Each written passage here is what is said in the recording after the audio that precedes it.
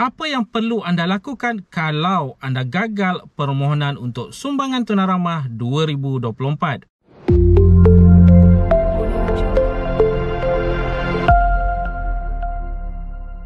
Assalamualaikum, salam sejahtera. Jumpa lagi di channel Heru1AB. Okay guys, kepada mereka yang belum lagi subscribe ke channel ini, jangan lupa tekan pada butang subscribe, tekan juga pada butang loceng. Thank you guys. Mungkin ramai yang terkejut berkaitan dengan statement ataupun kenyataan yang dikeluarkan di awal video sebentar tadi. Tapi itu adalah pertanyaan-pertanyaan yang pernah admin terima daripada mereka-mereka yang telah pun menonton video-video sebelum ini. Ada yang bertanya apa yang perlu dilakukan kalau mereka gagal untuk STR 2024. Sekarang ini kita sedar bahawa status kelulusan untuk STR 2024 adalah dalam proses, bermakna pihak Lembaga Hasil Dalam Negeri sedang dalam proses untuk menilai kelulusan bagi STR 2024 ini, terutama sekali bagi pembayaran fasa pertama yang bakal dilakukan pada bulan Februari 2024. Dan ini juga bermakna dalam bila-bila masa sahaja mulai daripada sekarang, anda bakal mengetahui status kelulusan sebenar untuk STR 2024 sama ada gagal ataupun lulus. Jadi kalau katakanlah anda berstatus gagal, apa yang perlu dilakukan? Okey, perkara pertama yang perlu dilakukan adalah mengetahui apakah sebab penyebabnya anda telah pun digagalkan. Mungkin juga berkaitan dengan kriteria-kriteria yang telah pun ditetapkan.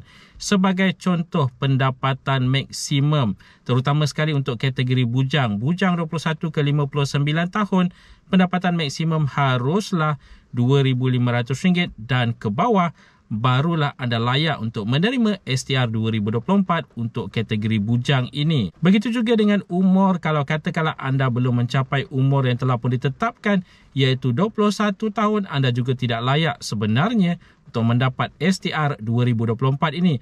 Ada juga faktor-faktor lain yang boleh menyebabkan anda digagalkan permohonan anda, terutama sekali berkaitan dengan aset-aset yang mungkin boleh dinilai oleh pihak Lembaga Hasil Dalam Negeri yang mungkin akan menunjukkan anda sebenarnya bukan berada dalam kategori B40 maupun M40 dan pelbagai faktor lagi. Jadi kalau katakanlah status kegagalan itu adalah disebabkan perkara-perkara yang anda rasakan tidak benar, apa yang boleh dilakukan adalah menghantar rayuan. Okey, untuk menghantar rayuan nanti anda boleh menghantar secara dalam talian ataupun secara manual di mana-mana cawangan Lembaga Hasil Dalam Negeri yang berhampiran dengan anda.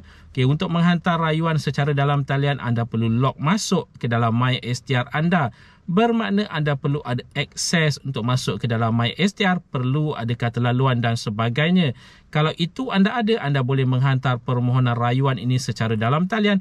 Kalau katakanlah anda telah pun digagalkan nanti, kalau anda gagal untuk mengakses, salah satu cara lain adalah dengan menghantar permohonan rayuan secara manual di mana-mana cawangan Lembaga Hasil Dalam Negeri yang berhampiran dengan anda. Dan harus diingatkan juga bagi mereka yang mungkin bukan gagal tetapi lulus atas kategori yang bukan menggambarkan situasi anda yang terkini. Sebagai contoh, kalau katakanlah anda sekarang ini telah pun berkahwin tetapi anda diluluskan dalam kategori bujang, itu adalah kerana pihak Lembaga Hasil Dalam Negeri menggunakan data sedia ada dalam portal mereka sehinggalah 30 November 2023 baru-baru ini. Mungkin anda gagal untuk mengemas kini sebelum berakhirnya 30 November 2023 itu, menyebabkan pihak Lembaga Hasil Dalam Negeri menggunakan data lama anda sebelum itu yang menunjukkan anda masih lagi bujang. Kalau katakanlah anda telah pun mengemas kini selepas itu, anda tak perlu risau.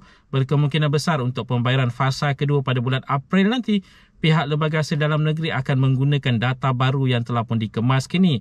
Tapi kalau katakanlah anda masih lagi belum mengemas kini, anda boleh berbuat demikian setelah kemas kini dibuka semula nanti yang dijangkakan pada bulan Februari 2024 agar untuk pembayaran seterusnya pada pembayaran bulan April fasa kedua nanti itu akan menggambarkan status terkini anda. Dan mungkin juga ada kemungkinan data anda tidak ada langsung dalam STR 2024 menyebabkan anda tidak akan terima untuk pembayaran fasa pertama, terutama sekali bagi mereka yang baru menginjak ke usia 21 tahun pada tahun 2024 ini.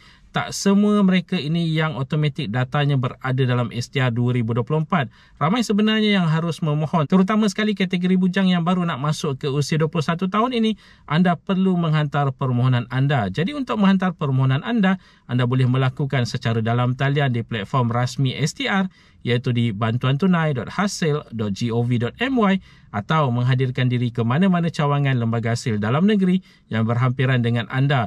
Begitu juga dengan kategori-kategori lain yang mungkin sebelum ini kalau katakanlah pendapatan anda melebihi daripada had maksimum yang telah pun ditetapkan, tetapi untuk tahun ini mungkin atas faktor-faktor yang tertentu gaji anda telah pun berkurang dan sekarang ini anda telah pun layak untuk memohon bagi SCR 2024 ini. Anda boleh menghantar permohonan baru dengan dokumen-dokumen sokongan yang diperlukan secara dalam talian maupun di mana-mana cawangan lembaga hasil dalam negeri yang berhampiran dengan anda. Jadi sekali lagi diingatkan buat masa sekarang ini status kelulusan itu masih lagi dalam proses, dijangkakan dalam bila-bila masa sahaja kita bakal mengetahui status kelulusan itu dan bakal bertukar sama ada lulus ataupun gagal. Dan kalau katakanlah anda digagalkan seperti yang telah pun dinyatakan sebentar tadi, lihat terlebih dahulu apakah sebabnya anda telah pun digagalkan, dan kalau anda merasakan itu tidak benar, itu tidak adil, anda boleh menghantar permohonan rayuan anda secara dalam talian maupun di mana-mana cawangan lembaga hasil dalam negeri.